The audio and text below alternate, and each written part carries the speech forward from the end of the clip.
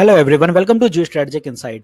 आज बात करते हैं इंडिया रशिया टाइज के, जो उनको बूस्ट मिलते हुए नजर आ रहा है। जैसे हमारे external affair minister S Jaishankar Russia गए थे, वहां पे रशियन प्रेसिडेंट व्लादिमीर पुतिन से मिले, साथ ही साथ वहां के फॉरेन अफेयर मिनिस्टर सर्जी लेवरोव से भी मिले।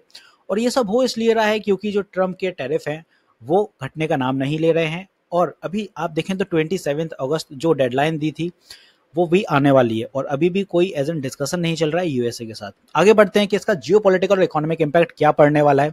क्या वाकई में इंडिया रशिया के टाइज बहुत ज्यादा मजबूत होते हुए नजर आ रहे हैं, और अमेरिका को क्या साइडलाइन करते हुए नजर आएंगे आने वाले समय में।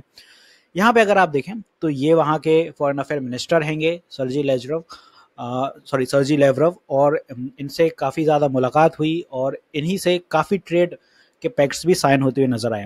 बायलैटरल ट्रेड एक्सपेंशन में आप देखें तो इंडिया रशिया ने यहाँ पे प्लेज कहा है कि भाई हम आपके साथ फार्मा, एग्रीकल्चर और टेक्सटाइल को लेके यहाँ पे ट्रेड करेंगे, क्योंकि अभी इंडिया की जो ट्रेड डेफिसिट थे वो इसलिए ज़्यादा हो रहे थे क्योंकि इंडिया रशिया से ऑयल बहुत ज़्यादा मात्रा में खरीद रहा था, हालांकि उतने ज़्यादा एक्सपोर्ट नहीं हो रहे थे। तो इंडिया ने यहाँ पे डायरेक्टली कहा कि हम आपको फार्मा, एग्रीकल्चर और टेक्सटाइल एक्सपोर्ट करेंगे, जो कि बायलैटरल ट्रेड यहाँ पे 68.7 बिलियन के अराउंड 2025 में हिट हो चुका है। आने वाले टाइम में भी संभावना है कि ये बढ़ेंगी। We reaffirmed our shared ambition to expand bilateral trade in a balanced and sustainable manner, including by increasing India's exports to Russia.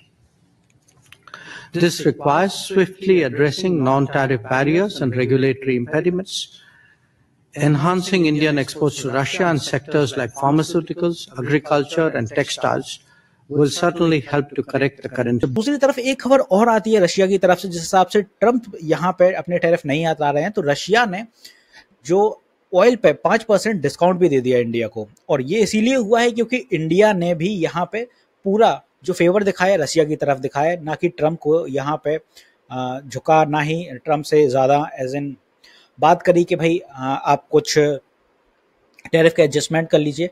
But यहाँ पे सिंपल रहा है कि जब रशिया ने ये चीज़ देखी कि इंडिया का जो फेवर है वो रशिया की तरफ ज़्यादा देखने को मिल रहा है, तो उन्होंने 5% डिस्काउंट की भी बात करी है। अब अभी एज इन ये हुआ नहीं है, बट इन नियर टर्म में इस पर अगर हामी मिल जाती है तो ये और भी अच्छा रहेगा। फर्दर नेक्स्ट आप देखें तो एनर्जी कॉर्पोरेशन और प्रोजेक्ट को लेके भी रशिया ने कुछ हामी भरी है इंडिया के लेके। रशिया ने यहाँ पे कहा है कि इंडिया को बराबर वो ऑयल देगा डिस्पाइट यूएस प्रेशर। साथ ही साथ एक प्रपोजल भी है कि जो एनर्जी प्रोजेक्ट्स रशिया के चल रहे हैं फार ईस्ट एंड आर्टिक में, उसमें इंडिया के साथ अब वो काम करेगा। हालांकि ऐसा नहीं है, ये जो आर्टिक के प्रोजेक्ट है इसमें यूनाइटेड स्टेट्स भी बहुत ज़्यादा इंटरेस्ट ले रहा है रशिया में, क्योंकि उसको भी रशिया के साथ मिलके यहाँ पे जो प्रोजेक्ट्स कंप्लीट करने हैं वहाँ पे नेचुरल गैस के काफ़ी ज़्यादा एज इन वेल्स हैंगे जिन पे काम करने के लिए वो रेडी हैं। बट इधर पे रशिया की तरफ से सीधा जो प्रपोजल आया इंडिया के लिए वो बहुत ज़्यादा अच्छा आएगा। Biggest purchasers of Russian oil, that is China. We are not the biggest purchasers of Russian LNG. I'm not sure, but I think that is the European Union. We are not the country which has the biggest trade surge with Russia after 2022. I think there are some countries to the south.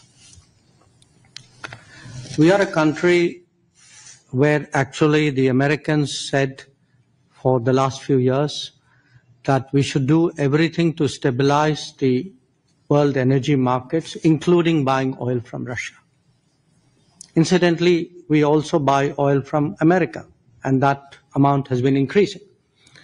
So, quite honestly, we are very perplexed at the logic of the argument that you had referred to. Oil trade को लेकर भी यहाँ पे आप देखें कि S Jaishankar ने कहा है कि ऐसा नहीं है कि सिर्फ इंडिया ही रशिया से अभी भी बाय कर रहा है, चाइना भी बाय कर रहा है, इनफैक्ट इंडिया से कहीं गुना ज़्यादा बाय कर रहा है, और इवन यूरोपियन यूनियन भी यहाँ पे गैस का जितना भी है वो पूरा इंपोर्ट कर रहे हैं रशिया से पाइपलाइन के थ्रू। आगे बढ़ते हैं तो पॉलिटिकल रिएक्शन क्या रहने वाले हैं उस पर बात करें तो रशिया कहता है कि भाई ऐसा अनफेयर हैगा यूएस की तरफ से, क्योंकि friends don't behave like that. और इंडिया और यूएसए की जो एक फ्रेंडशिप थी काफ़ी हद तक अच्छी थी, बट जिस हिसाब से ट्रम्प झुकने का नाम नहीं ले रहे हैं, वो उनका ईगो हर्ट हुआ है, तो ये काफ़ी अनफेयर मीन रहा है कि यूएसए की तरफ से। यहाँ पे दूसरी साइड जो एक्सटर्नल अफेयर मिनिस्टर जयशंकर हैं उन्होंने एक चीज़ और कहा है, क्रिटिसाइजिंग परप्लेक्सिंग मतलब उन्होंने एक सीधा शब्द कह दिया कि कंफ्यूज हैं कि भाई अमेरिका असल में चाहता क्या है, क्योंकि चाइना यहाँ पे 35% ऑयल इंपोर्ट करता है रशिया से, इंडिया 26% करता है, फिर भी टैरिफ इंडिया पे ज़्यादा लगाए जाते हैं। इसके साथ अमेरिका खुद यहाँ पे रशिया से गैस सप्लाई कर रहा है, यूरेनियम सप्लाई कर रहा है, और उसमें उनको सारी चीज़ें सही दिखती हैं। India not the largest importer of Russian oil, साफ साफ इन्होंने कहा है। और यहाँ पे जिस हिसाब से India expending petroleum import from Russia as well, क्योंकि ऐसा नहीं है कि अमेरिका से इंडिया रशिया ऑयल बिल्कुल नहीं खरीद रहा है, इंडिया अमेरिका से ऑयल खरीद रहा है। इनफैक्ट अब उस पर भी यहाँ पे और ज़्यादा मात्रा में भी खरीदने लगा है पहले की अपेक्षा, बट जो उसको चीपर रेट्स पे मिल रहा है वो सबसे ज़्यादा अगर दुनिया में कहीं मिल रहा है तो रशिया की तरफ से मिल रहा है, इसीलिए इंडिया झुकाव वहाँ पे करते हुए नजर आ रहा है। अब टैरिफ एक कटलिस्ट की तरह काम करते हुए नजर आ रहे हैं। एनालिस्ट का यहाँ पे मानना है कि यूएस टैरिफ बैकफायर कर गए हैं और यहाँ पे इंडिया ज़्यादा क्लोज हो गया है रशिया के, और ये एक ऑटोनॉमी बन गई है, स्ट्रेटजिक ऑटोनॉमी रही है, जहाँ पे इंडिया अब नेशनल इंटरेस्ट पे ज़्यादा फोकस करते हुए नजर आ रहा है, ना कि एक ब्लॉक पॉलिटिक्स पे। और इसकी वजह से आप देखें ट्रम्प को ये बात अच्छी नहीं लग रही है। 5 मीटिंग जो हुई थी टैरिफ को लेके वो पूरी यहाँ पे उसमें कोई नतीजा नहीं देखने को मिला, और आने वाले समय में अभी आप देखते हैं तो जितने भी नई मीटिंग्स के डेट सेट करे थे वो फिर से ट्रम्प ने विड्रॉ कर दिए। अभी के लिए उन्होंने एक नए एम्बेसडर को as an for India appoint किया है। अब देखते हैं आने वाले टाइम में टैरिफ टॉक्स कैसे क्या रहते हैं। अब जो स्ट्रेटजी और पार्टनरशिप डिप्लोमेसी रहने वाली है उसमें आप देखें तो India Russia reaffirm strategic partnership post tariff. यहाँ पे टैरिफ के बाद भी इंडिया और रशिया की पार्टनरशिप में कोई भी कमी नहीं आई है, इनफैक्ट अब और ज़्यादा बूस्ट मिलते हुए नजर आ रहा है, क्योंकि रशिया ने यहाँ पे खुल के कहा है कि जो चीज़ आप अमेरिका में अभी एक्सपोर्ट कर रहे थे वो आप इंडिया से अब रशिया के मार्केट में एक्सपोर्ट करिए, रशिया का मार्केट आपके लिए पूरा खुला हुआ है।